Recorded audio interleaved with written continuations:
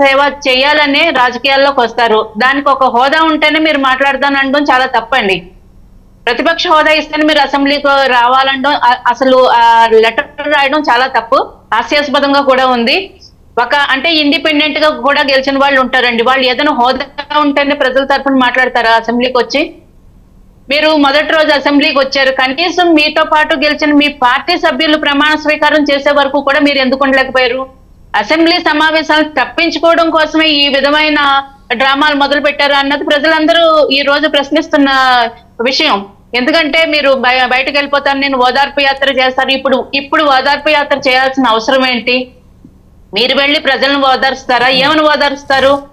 అంటే మీకు అండగా నేను ఉంటానని ఓదార్చుదామని జగన్మోహన్ రెడ్డి గారు అనుకున్నారే అనుకోండి, ప్రజలే కదా మ్యాండేట్ ఇచ్చింది. మీరు మాకు వద్దు, మేము వేరే ప్రభుత్వాన్ని ఎన్నుకుంటామని ప్రజలే కదా మ్యాండేట్ ఇచ్చింది. మరి వాళ్ళని ఈయన ఏమని ఓదారుస్తారు?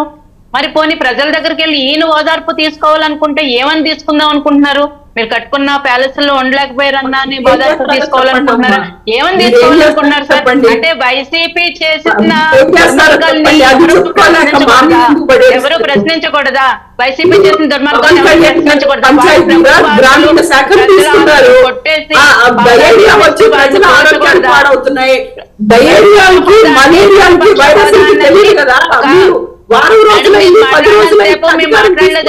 వేరే వాళ్ళు మాట్లాడివ్వండి, మీరు వచ్చింది వేరే వాళ్ళు మాట్లాడే అవకాశం ఇవ్వండి. వేరే వాళ్ళు మాట్లాడి వినండి, విన్నాక మీరు మాట్లాడండి, మీ టైం వచ్చినప్పుడు మాట్లాడండి, మమ్మల్ని మాట్లాడివ్వండి ప్లీజ్. ప్లీజ్ మేడం, మమ్మల్ని మాట్లాడివ్వండి. వైసీపీ వాళ్ళు వారు కట్టిన భవనాలని కూల్చేస్తే వాళ్ళకి బాధ వస్తుందా? అంటే వాళ్ళని ప్రశ్నించకూడదా? వాళ్ళ దోపిడీని ప్రశ్నించకూడదా? చూస్తూ చేతులు కట్టుకుని కూర్చోవడానికి జగన్మోహన్ రెడ్డి గారు మిగతా పార్టీ వాళ్ళు ఖచ్చితంగా మీరు ధనాన్ని దోచేస్తామండి. ప్రతిపక్ష హోదా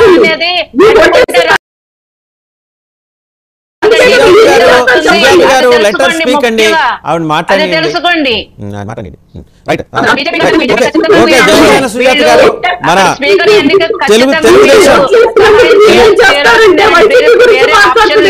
వీళ్ళకి వేరే ఆప్షన్ లేదు సార్. గురించి మాట్లాడుతుంది ప్రజలు రాగాలు వచ్చి ప్రజలు అల్లాడిపోతున్నారు అనారోగ్యంతో. ఇద్దరు కొంత సంయమనం పాటించండి, మీ ఇద్దరు కూడా కొంత సంయమనం పాటించండి, మీ ఇద్దరు కూడా పాటించండి ప్లీజ్.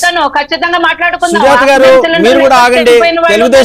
తెలుగుదేశం రావు గారు మాట్లాడతారు, రావు గారు మాట్లాడుతున్నారు మేడం. ఓకే సుజాత గారు మళ్ళీ మీ దగ్గరకు వస్తా. తెలుగుదేశం డాక్టర్ రావు గారు మాట్లాడతారు.